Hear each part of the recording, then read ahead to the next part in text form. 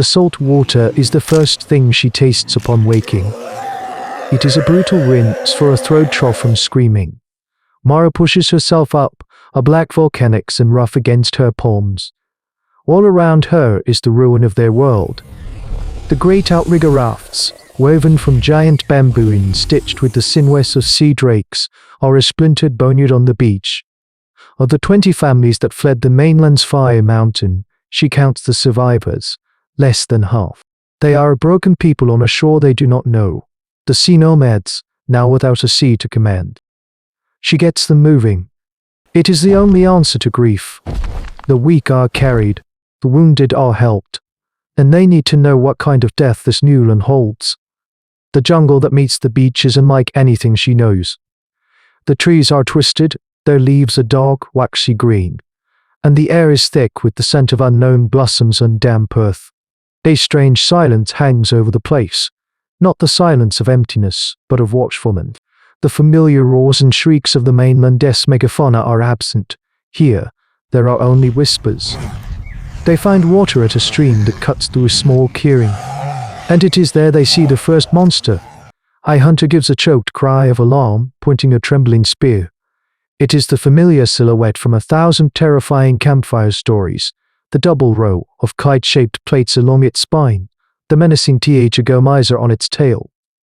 It is impossibly, laughably small, no bigger than a wild boar, and it nibbles placidly on low-hanging ferns. Ignoring them completely, the clan freezes, caught between ingrained terror and sheer disbelief. It is as if a child's carving of a great beast has been given life. Mara watches it, her mind racing, trying to recalibrate a lifetime of survival skills. On the mainland, a creature like that would be a fortress of muscle and rage, a challenge for a dozen hunters.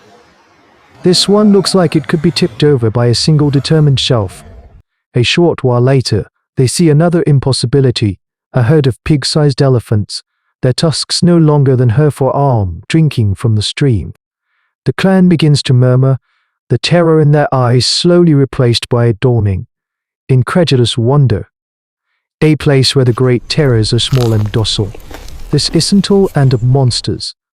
The principles of what some future science would call insular dwarfism are to them a miracle. As the strange, miniature sun sets, casting long shadows from the twisted trees, the sea nomads make a cold camp. They have found a world without titans. They have stumbled out of a nightmare and into a dream. They believe they have found a sanctuary, a gentle land that will ask nothing of them but to live. It is the most dangerous assumption they have ever made.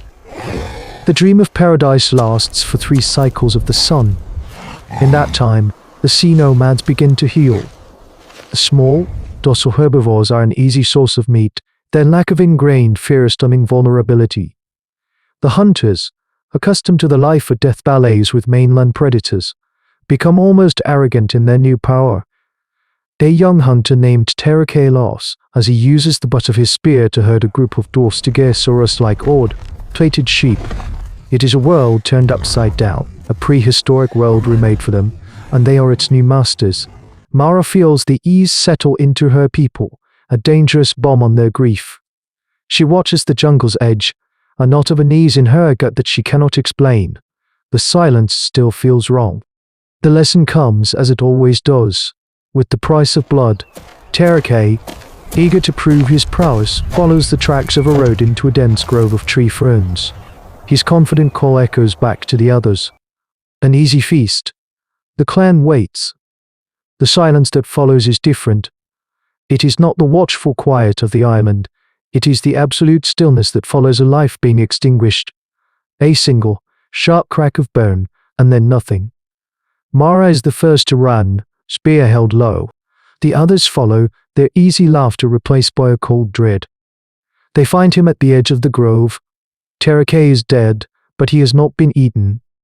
He has been dismantled. A single, horrific wound carves through his torso, a deep, precise slash that could only have been made by a claw of impossible size. This was not a feeding, it was an execution. A message. As the clan stares in horror, a movement at the far side of the clearing draws their eyes. It is a raptor, but one born of a fever dream. Its eyes, slit, tetaned golden, hold a terrifying stillness, an intelligent assessment that is far more frightening than brute rage. One of its feet is lifted slightly from the ground, displaying a single, enormous sickle-shaped claw, as long and curved as a scythe. It is stained with terraceous blood. Here, the law of the ecosystem was inverted. The absence of great titans had allowed a smaller killer to grow monstrous to fill the void, a terrifying example of island gigantism. The clan stands frozen, a pack of stunned apes before a new kind of demon. The giant raptor, a Megaraptor by a name they would never know, does not charge. It simply watches them, its head cocked, committing their shapes and smells to its predator's memory. Then, with a fluid, silent grace, it melts back into the jungle, leaving the clan alone with their dead and their dawning, sickening understanding. This island is not a sanctuary. It is a cage. And the docile, miniature giants are not a gift. They are the larder for the true king of this place. The king has just announced that a new meat is now on its menu. Terror is a cold, clarifying fire. The easy arrogance of the sea nomads is burned away, leaving behind the hard, sharp instincts of cornered prey. They retreat to the beach, putting their backs to the endless water, but they know it is not a mindless beast. It is a hunter, and this island is its territory. Twice, they see it, the fleeting shadow at the edge of the jungle, its intelligent eyes watching, learning their numbers, their routines, their fear. A cat with a new, fascinating kind of mouse. The psychology of this small band of Homo sapiens begins to fray. Sleep offers no rest, only nightmares of a sickle claw in the dark. Mara knows they cannot survive a direct confrontation. Their osteodontocratic spears are designed for the thick hides of lumbering giants, not for a lightning-fast predator that kills with a single, precise strike. They cannot run, and they cannot hide forever. Their only hope lies in the twisted logic of this new world. The island's curse must become its cure. She gathers the remaining hunters, her voice slow and urgent, forcing them to see beyond their fear, her gaze sweeping across their faces. It is big, but it is one. We are many. We do not fight its strength. We fight its mind. The plan she outlines is born of desperate genius. It is a rejection of every hunting instinct they have ever known. They will not be the predators. They will be the bait. They choose a narrow canyon that cuts through the island's volcanic spine, a place where the walls are steep and the floor is choked with rubble. For 2 days, the clan works, not sharpening spears but moving rocks, building a crude but massive deadfall trap at the canyon's narrowest point. The trigger mechanism is a masterpiece of primitive technology, a network of woven vines connected to a single key log. It is a clumsy, enormous weapon, too slow for any normal predator, but the Megaraptor is not normal. It is arrogant. The final piece is the lure. They herd a small group of the dwarf elephants, the island's walking feasts, into the mouth of the canyon. Then, Mara and the 5 fastest hunters do the unthinkable.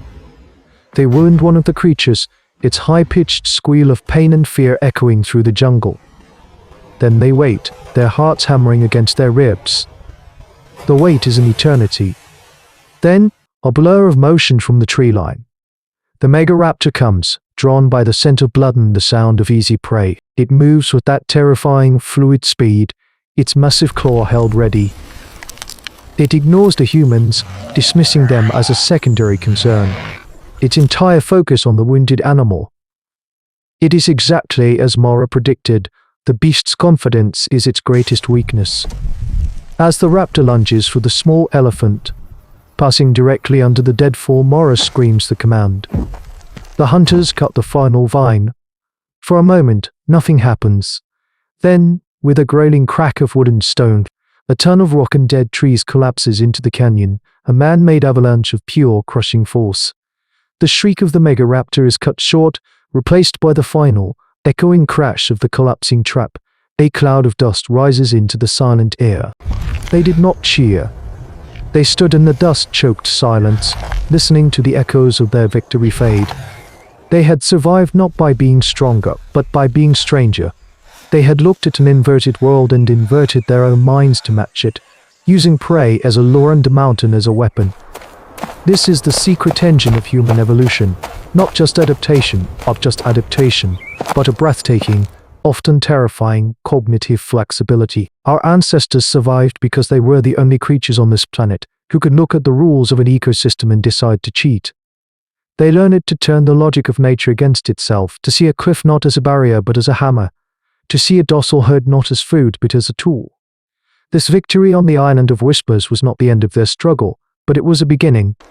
It was the moment the sea nomads stopped being castaways and became something new, the masters of a world gone mad. Their claim states not with strength, but with a terrifyingly clever spear.